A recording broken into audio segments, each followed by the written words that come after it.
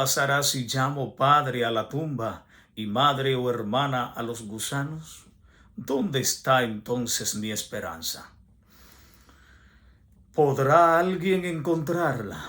No, mi esperanza descenderá conmigo a la tumba. Descansaremos juntos en el polvo. Job, capítulo 17. El libro de Job es un libro sapiencial. No fue escrito por Job, sino que la tradición tanto judeo-cristiana presenta que fue Moisés quien escribió este libro.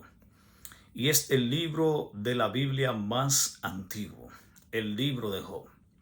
Este capítulo 17 tenemos que observar el contexto crítico y vamos a ver en qué atmósfera se desarrolla este capítulo 17 del libro de Job. Porque el capítulo 17 del libro de Job constituye uno de los pasajes más densos que presenta toda la literatura sapiencial del Antiguo Testamento. Realmente está situado estratégicamente en el segundo ciclo de discursos. Y este capítulo no funciona como una unidad aislada, sino como la conclusión de la respuesta que Job le da a Elifaz, que inició en el capítulo 16, como ustedes pueden encontrar en el estudio anterior en este canal. Además, nosotros podemos observar un detalle, y es que Job nos presenta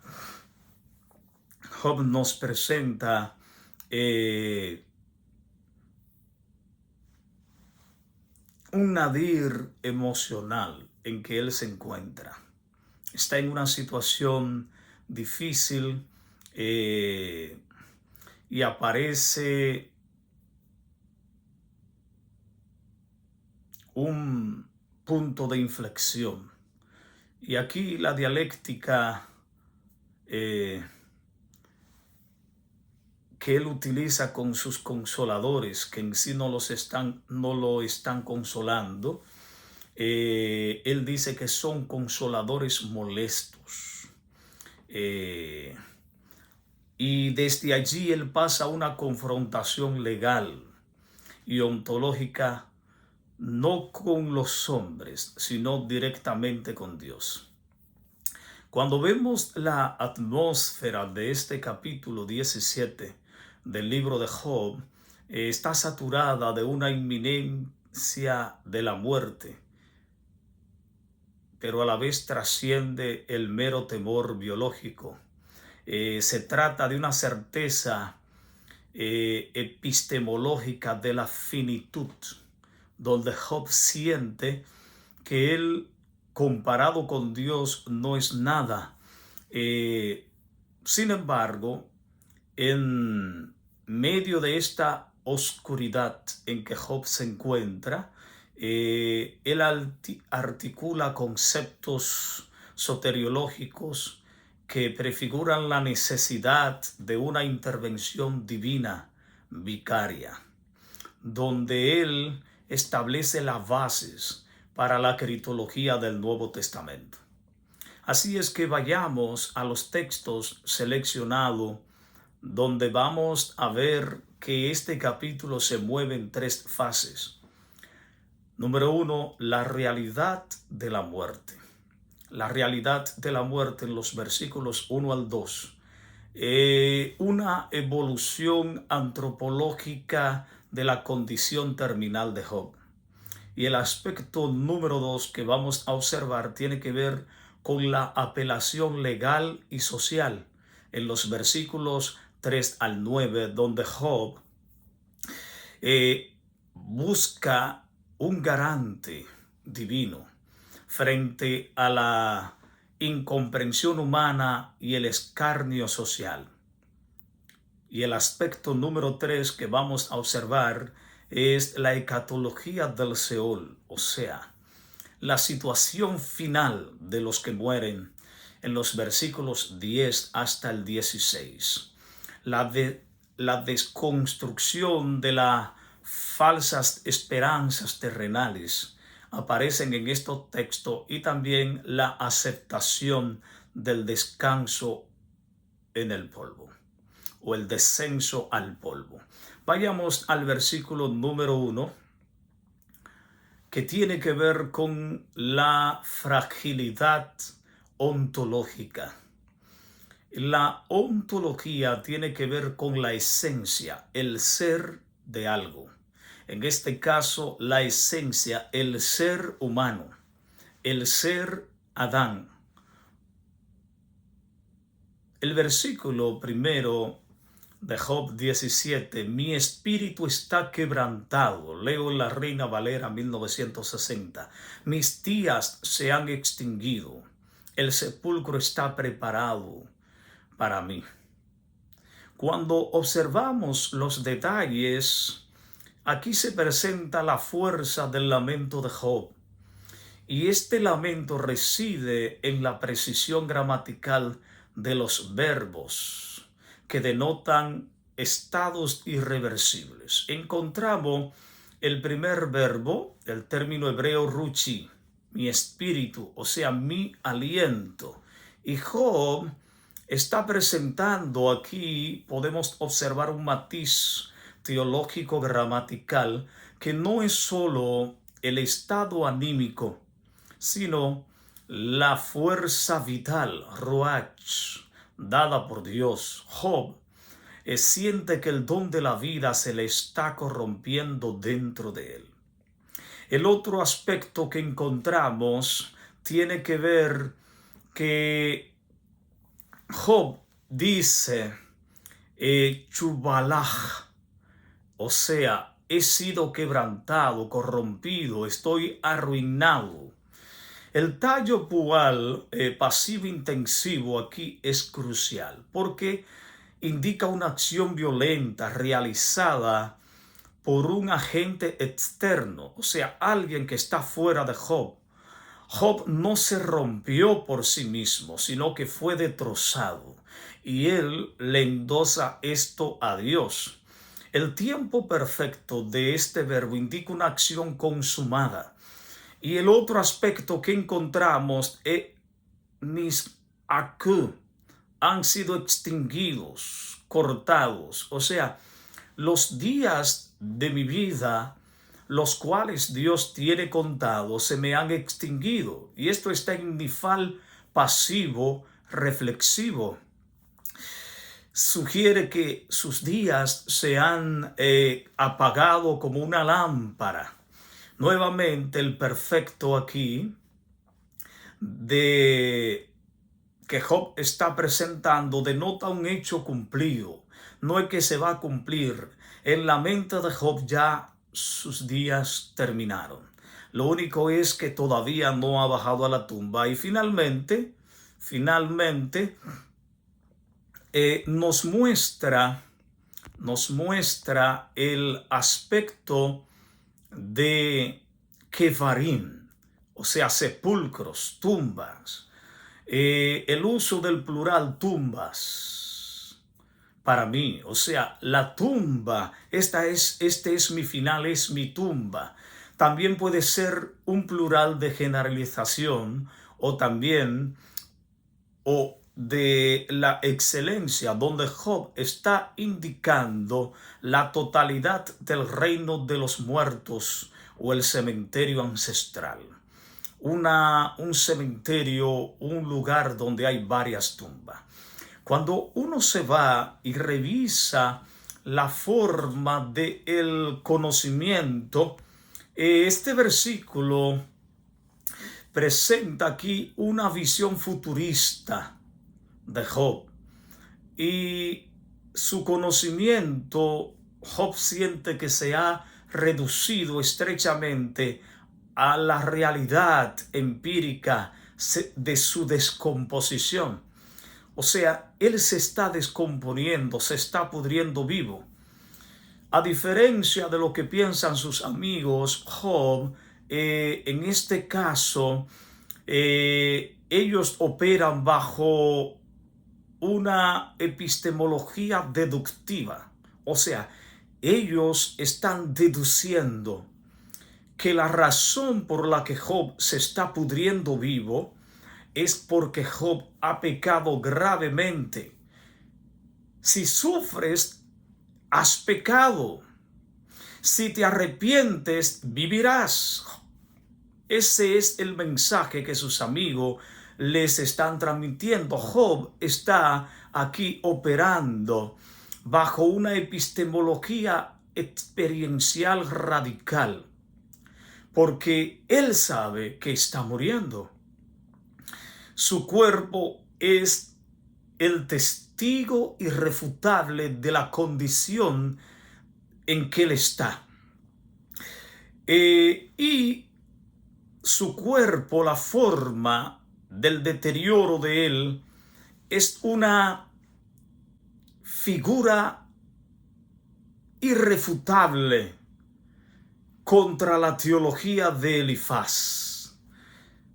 Es así porque Job afirma que el conocimiento verdadero del sufrimiento no puede separarse de la experiencia somática.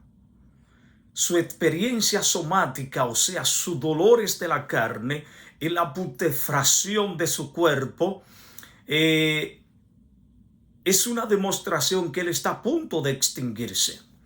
Mis queridos, Job 17.1 nos presenta una antropología realista, no teórica, sino una antropología realística del hombre caído. El hombre caído, aunque Job es justo, está sujeto a la corrupción, chubalaj. Aunque usted le sirva a Dios y sepa que usted es pecador, pero no se deleita en el pecado, no se ha sentado en silla de escarnecedores, usted, al vivir en este mundo de pecado y heredar el pecado a través de Adán, en un momento determinado puede ser dañado por el pecado mismo. El pecado lo puede corromper. Encontramos en la Biblia no solo a Job, sino a hombres que eran santos del Señor. Elías, en un momento de desesperación, en un estado depresivo, le pidió a Dios que le quitara la vida. Eliseo, un hombre que era un padre en Israel, un hombre entregado al Señor con una firmeza de propósito única, murió enfermo. No tuvo el privilegio que tuvo Elías de ser llevado vivo al cielo en un carro de fuego, sino que Eliseo murió de una enfermedad. Fue sepultado en un hoyo. Ahora Elías cayó en un hoyo depresivo, terminó escondido en una cueva. Eliseo murió allí, fue sepultado. Y por error, en un estado de huida, los que fueron a sepultar a un muerto, por accidente este muerto cayó en la tumba de Eliseo y el muerto resucitó. No por los huesos de Eliseo, sino para testimonio de que allí había un siervo del Eterno y que las obras que no son fruto del querer nuestro, por nuestra incapacidad, por nuestra esencia, porque somos humanos pecadores, sino por el poder de Dios que obra en nosotros, el querer hacer su santa y divina voluntad. Ese muerto se levantó, no debía estar allí con el santo de Jehová. Entonces, la experiencia nos muestra, mis queridos hermanos, nosotros estamos sujetos a corrupción. La carne, Y este texto nos lanza un desafío, porque a veces tenemos la noción de que la integridad espiritual nos garantiza la vitalidad biológica, y no es así. No es así. Job reconoce que el ruach, la vitalidad, o sea, él reconoce que el espíritu puede permanecer en el hombre mientras sus días se extinguen, mientras está sufriendo de un cáncer, mientras está con una diabetes descontrolada, aguda, está en decaimiento. Y esto crea una tensión insoportable. ¿Por qué razón, mis queridos? Crea una situación insoportable entre lo espiritual, la vida espiritual y la muerte física. Dios es visto aquí implícitamente como el autor de esta extinción, porque validando aquí la soberanía divina, Dios es el dueño de la vida y Él tiene el control sobre el tiempo humano, sobre ese tiempo que se mide con el crono. Cada vez que el reloj marca la hora, cada vez que pasa un segundo, es lo que yo le digo, no siendo fatalista a muchos hermanos. Cada vez que celebramos un año de vida, nos queda uno menos en este mundo como estamos. Entonces, como Dios es soberano, Él controla la cronología humana. Job experimenta esta soberanía con hostilidad. O sea, él dice, Dios me ha tocado y esta situación me la ha causado Él. Nosotros, en este contexto en el que nos ha tocado vivir a nosotros hoy en el siglo XXI, mis queridos hermanos,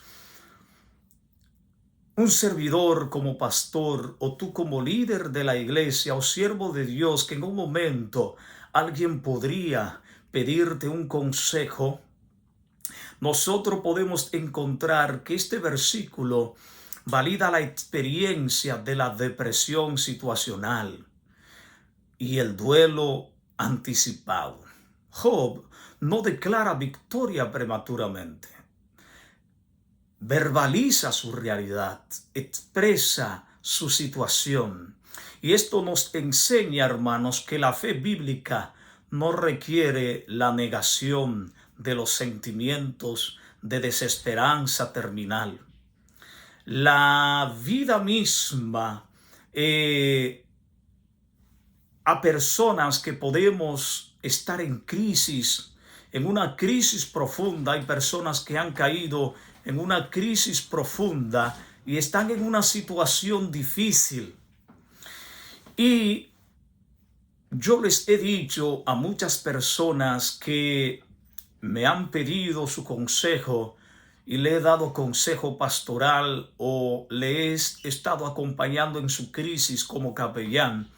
Les he dicho que pueden expresar sus sentimientos, expresar lo que sienten, que se sientan disminuidos sin que yo le juzgue, sin que yo realmente. Lo que más en este siglo XXI la gente necesita es acompañamiento. Y ese acompañamiento a veces requiere silencio, de sentarnos allí al lado y solo escuchar a la persona que está expresando lo que siente.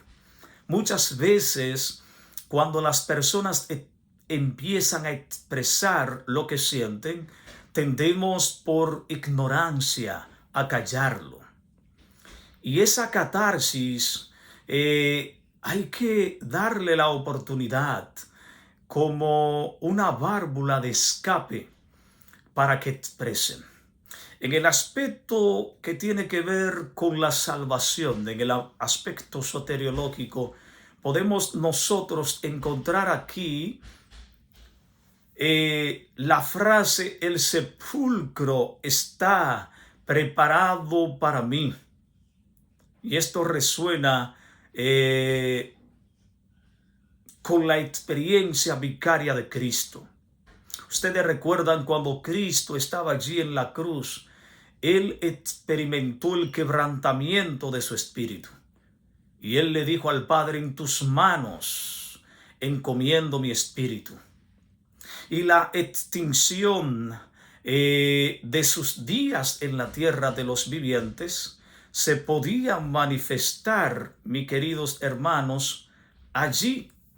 Se podía ver la situación en que se encontraban estas personas, en que se encontraba Jesús. Job anticipa, y él expresa que Barín anticipa la tumba prestada de José de Arimatea. Job aquí articula la necesidad de una redención que no solo trate con el pecado moral, sino con la inevitabilidad de la corrupción física, porque la salvación debe incluir la resurrección del cuerpo, no así corruptible como lo vemos ahora. Como nos dirá el apóstol, incorruptible. Pues el espíritu solo, el aliento de vida, no puede sostenerse si los días están extinguidos. Vayamos al versículo número 2, que hemos seleccionado, que es el texto 3 de Job, capítulo 17. Dame pues fianza, sé tú mi fiador junto a ti,